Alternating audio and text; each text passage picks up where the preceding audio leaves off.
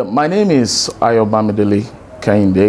I'm the International Director for Dynamic Ambassadors Social Transformation and Orientation Initiative. We are based in Lagos. Okay, about this pastor who is in detention. Yeah. Can you tell us the background of the whole situation? It's a very sorry story.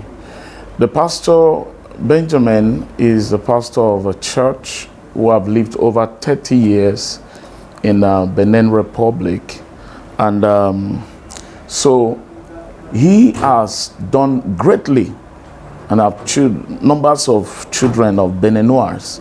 He has sponsored in up to university, and they are out. Some of them are working fine place. Some are out of the country. I mean, in America and France and like that. So it's someone that have done so well. Unfortunately, the whole incident that is happening now is a well-thought plan orchestrated by 3 individuals, especially 2 out of them, Miss Victoria, Pedi Victoria, and her son Nello Idohu, and one Cedric. It is their whole work. It is them. Okay. Who really is this Victoria? Now, Victoria, Pede Victoria used to be a member of a mass. That's a church Pastor Benjamin founded.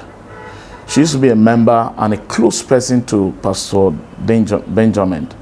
And unfortunately, she started seeking for other things, which the pastor could not give attention to. And it now started leading to the issue of blackmail. I tell you, blackmail, we have evidences and documents of that. If you give me the opportunity, I will give you step by step of how this thing. You see, this one, the protest we did some few days back is not exactly the issue. The rape is not the issue. There are other issues that preceded this. It's just that because of lack of evidence, they now went to cook up this one. Other issues like? Oh my God. For instance, after the extra affairs that this woman was seeking for, the pastor denied her. She became bittered. The first thing she started was to begin to lay claim to the properties owned by the pastor and the ministry, the church. Now, she sought to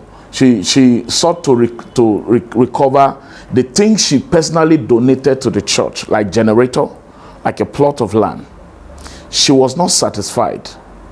Now she started going to properties that she was just a witness, because she's a member of a church and an indigent, so the pastor trusted her.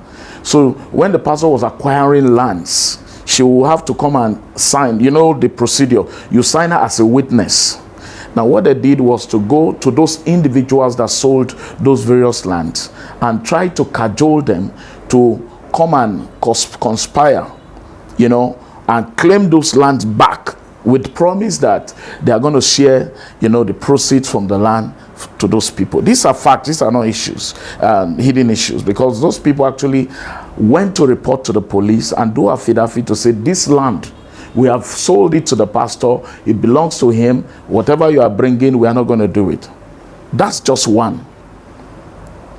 When that did not succeed, they frame up a case of rape, that he raped 4 ladies, of which one of the lady eventually was taken to the hospital by her parent, only for them to discover that she's a virgin.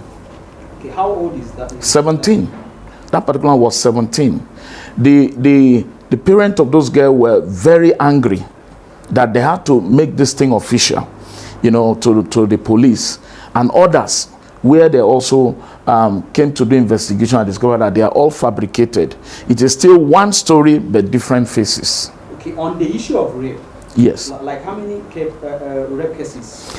I remember there is another one when they don't succeed, because in Benin Republic, you can go and ask anybody. In Benin Republic, if they want to nail a foreigner, they plant rape. Because nobody will want to hear rape and just laugh over it. They want to be very sure. Unfortunately, men are also victims of some of these things because of the perception we have of as Africans. Once we hear rape, we don't want to know whether the person is innocent, like this case we're handling. So that has become the norms in that particular society. No, but the man still went through, fought through it. The people came up, refused. Thank God for those people. They said never, it never happened. They denied, went to government and stand by the pastor and said this man is innocent. They cannot support Pede Victoria and Nello Idowu, the son, to nail an innocent man. So they refused. And as whatever I'm saying to you here, we have them in record as evidence. We have them. Okay, now you just mentioned Idowu and her son. Yes. Who are the others involved in this case? Now, Nello Idowu is the son of Madam Pede Victoria. The son the only son, as I heard. He grew up more like a child to Benjamin. You know, boys that run around. But now he's now a man. So the jealousy and hatred has grown over time for the person, because how can, if you look at the WhatsApp document that we got, you will see all their conversations. It's all about how should a Nigerian, a foreigner, come and make so much money, so much wealth in our country. And you could see in those WhatsApp messages, they'll be saying the messages like, we will send all of you out of here to your country. Go back to your Lagos village. That you hear, they are there. This, you know, we have evidences, pile up of evidences. Even the Nigerian embassy, they have evidences, especially on this last case. You know, the Nigerian embassy personally told me that they have done their investigation, that this man have no reason to be in detention. He has no reason to be in detention. So now, at this point, you just mentioned some cases, and how many times has he been to the court? Have they, in any case, taken him to the court? Yes, you see, apart from these rape cases, the rape case, the land issues, so there are many court injunctions. The latest, there are 6 court cases where they will go and allege, the pastor will present himself to the authority will look at the case and look at, there is no case. Now, this last one that happened is just, I don't know if you permit me to go into that one, the last case. So, this last case that happened, it's like, the pastor left Benin Republic because they got intel that they are going to kill, they want to assassinate him. So, he now ran out of, he was advised by his close associate to leave the country so that the case of this assassination will go. So he was here for almost a year. Then we believe that the lawyer... Did he leave the country? Yes. Intentionally, or he left out of the pressure coming from these people? Yes, he left because of the pressure. Because there is, we gather intel that there is assassination attempt on his life. So that's why he left. He gathered? Yes. So the church advised him to do that because they don't want, you know, him to lose his life over that. So he was here doing correspondence. Now when they look for documents to discredit him, he was forwarding all the documents, everything that they brought, he was forwarding, until this thing seems like it is over. His lawyer advised him to come to the country, that they want to end up this matter. And he now went innocently, not knowing that it was playing into their hands. He went to court, filed for defamation of character because it's too much. He has overlooked and overlooked and overlooked. So it was in the presence of the court, the judge, his lawyers, police came and arrested him. He was surprised. What? The police took him to another police station, registered a case of rape, another rape allegation. from the court of law. From the court. I mean, in presence of the judge. Took him out straight to the police station.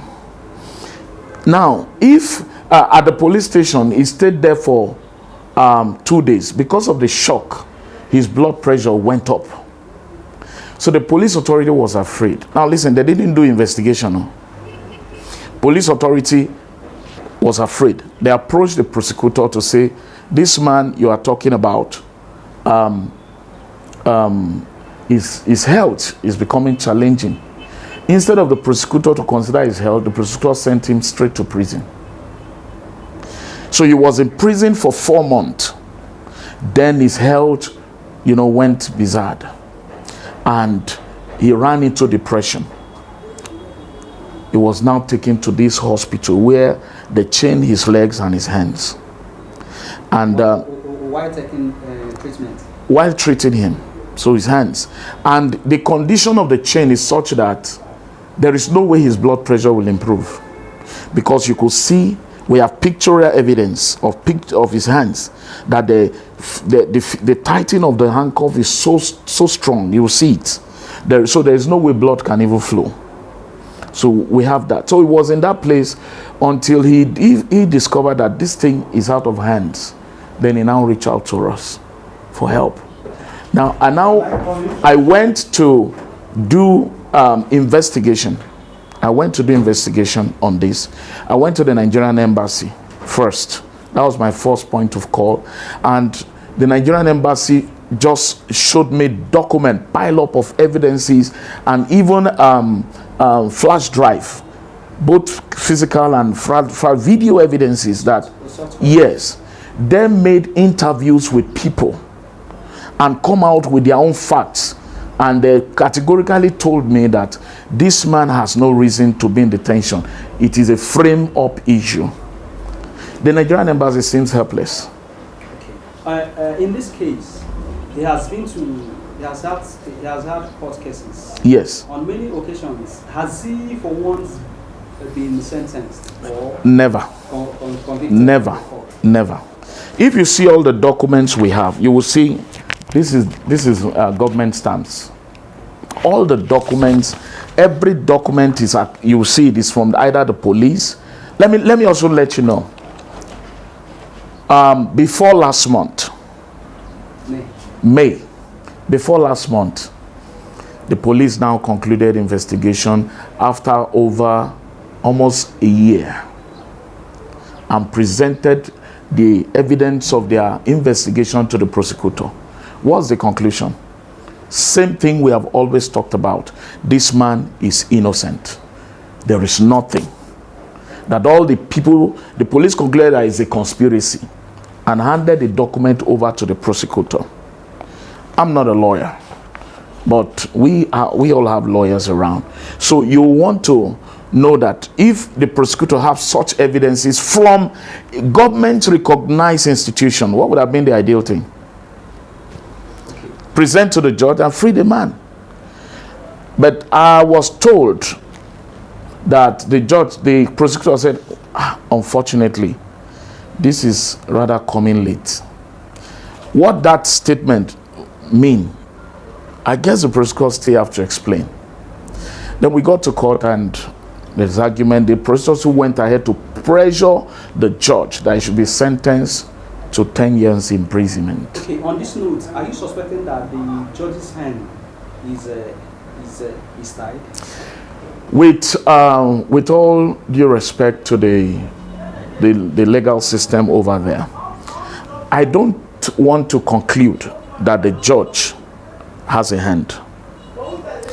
But I can categorically tell you that the prosecutor has a lot of explanation to make.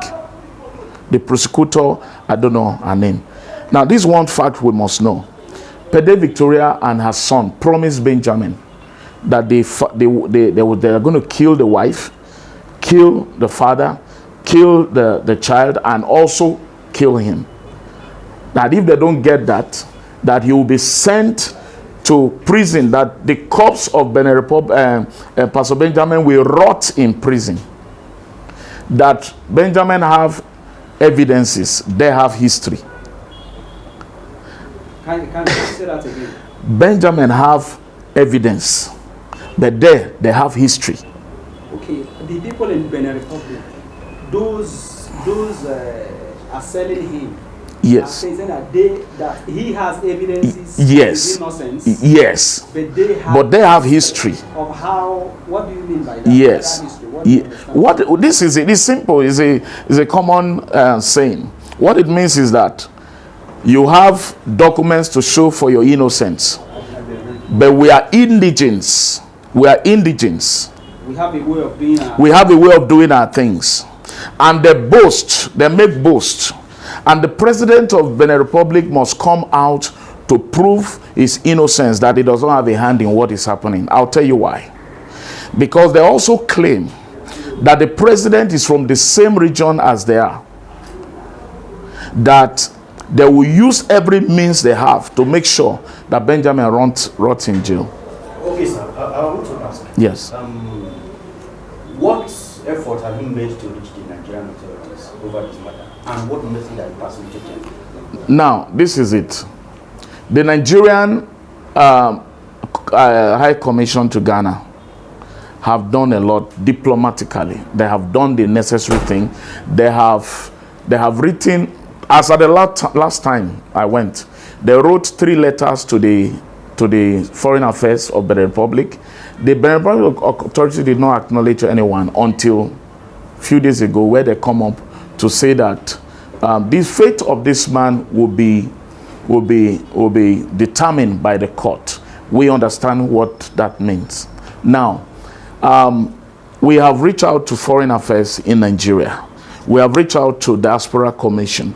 We have reached out, currently we have letters in the National Assembly filed by our lawyers, the National Assembly, the upper chamber and the lower chamber. And the respective offices have been issued the same copy of the letter.